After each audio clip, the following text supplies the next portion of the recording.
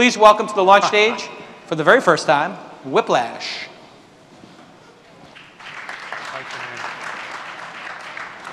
I'm James from Whiplash, and we're pioneering FAS, Fulfillment as a Service. My friend Taylor designed this beautiful pen and ran a Kickstarter campaign. She tried to raise $2,500 and did not hit her goal. Taylor raised $281,000. She met her goal by a factor of 100, and her greatest dream come true is about to be a nightmare. 4,000 orders? How the fuck is Taylor going to ship 4,000 orders? Enter Whiplash. With Whiplash, Taylor can ship 4,000 orders in 2 minutes. Let me show you how. Step 1, Taylor's going to create a Whiplash account. Step 2, she's going to create a ship notice where she sends her inventory to Whiplash. Before I go further, Whiplash is a physical thing. There's a place in Michigan called the Whiplash Warehouse. It's sleek, it's sexy, it's modern, and the magic of what we're doing is letting people like Taylor harness the power of that warehouse from anywhere in the world. So Taylor's going to send some inventory to Whiplash. She's going to tell us it's coming from her manufacturer, and it's going to arrive next week sometime. Now she needs to tell Whiplash what's in the shipment. Well, her product is called the Pen Type A. It's worth $150, and she's sending 5,000.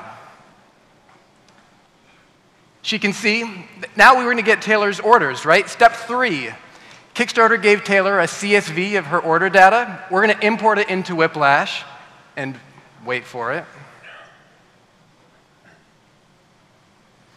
Taylor is done. When her stock arrives at Whiplash, if she does nothing else, her 4,000 orders are going to go to her customers automatically. If she goes into her orders now, she can see they're in a status called items unavailable, which makes sense, right? The items aren't available. They're on their way to the warehouse. If she goes into her Pen Type A item, she can see that she's oversold by 4,000, which is great. The stock hasn't arrived yet. Even though this whole thing is delegated, she's still a little nervous until it actually reaches her customers, and so she is relieved and a little bit excited when she gets an email from Whiplash that says, those 5,000 pens you said you were sending, they made it, they look great, and your orders, once she looks at the item, are now processing. Isn't that fantastic? In 2 minutes, we got Taylor's products to all of her customers. Isn't that a happy ending? Taylor, at this point, is free to work on her next project, whatever that may be. But as she checks in on her orders, for each order, she gets in status. So we started in items unavailable, which we heard about. When the stock arrived, they went to processing, and then they picked up packed and shipped, and finally, tracking is shared not only to Taylor, but to Taylor's customer, so that everyone in the process knows exactly what is happening. Of course, Kickstarter is only the beginning for Taylor. She obviously has a lifelong business on her hands, so when she sells on Shopify or BigCommerce or writes her own software, Whiplash is going to be there to support her wherever she sells for the life of her company. Last year, in our private beta, Whiplash grossed $500,000 with a 14% net profit, 125% year-over-year growth in an $8 billion space. We did that without a sales team, without advertising, and without funding.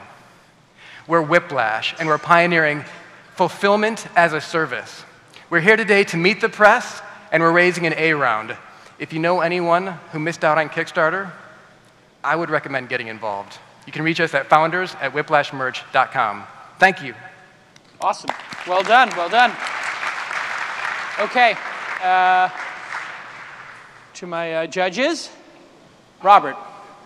Is there any limitation on the kind of product that you're going to offer with this? And I have a question, because I'm doing my own book. I'm self-publishing a book, and I know I'm going to have a bunch of orders from Jason, because he's going to buy them for launch next year, sure. right?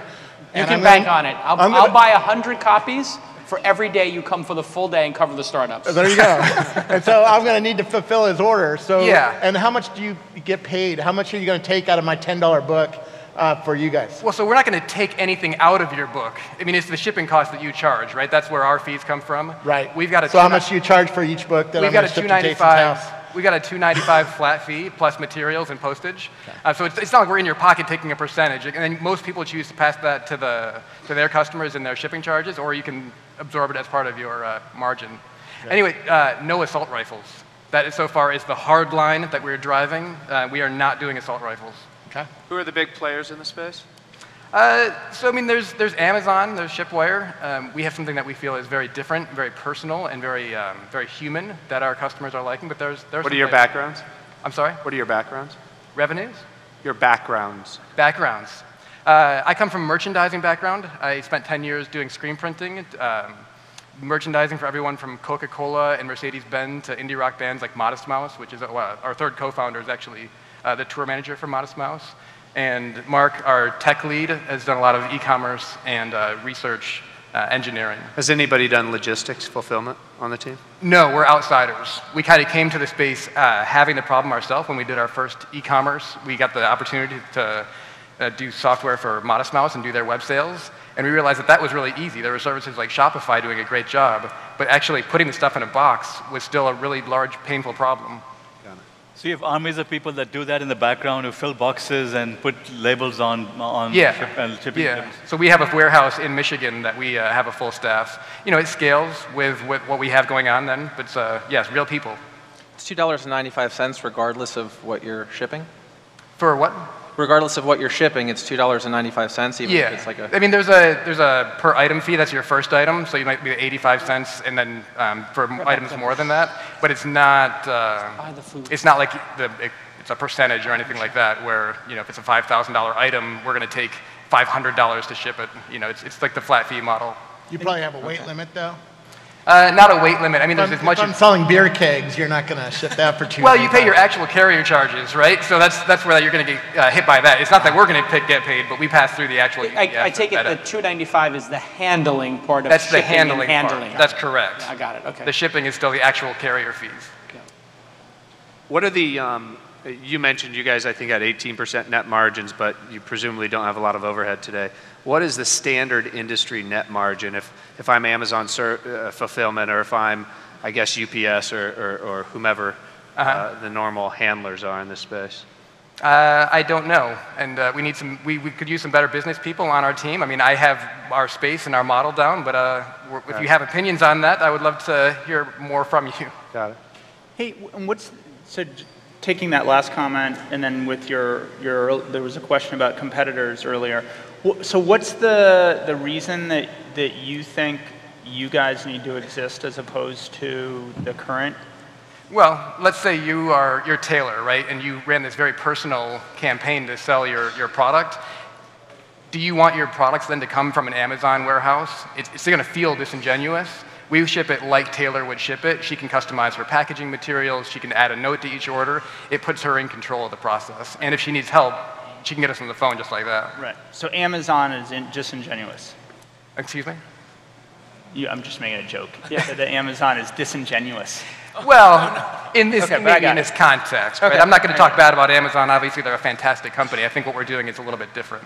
Yeah. So basically, we have to produce our own goods. Wherever we produce them, China, local, ship them to you, and then you ship them again. Isn't that double the shipping costs we're talking about? They've got to come from somewhere, so that cost is already happening. Right. You're shipping them to our warehouse instead of your own warehouse. Although it's interesting, I think we do have strategic partnerships with manufacturers, right? If we can go closer to the manufacturer to cut those costs out, that is obviously a place for improvement.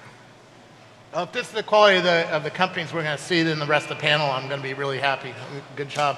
Well, thank you. Thank you very much. Awesome. Well done. Let's hear it once more for Whiplash. Thank you. Fulfillment as a service.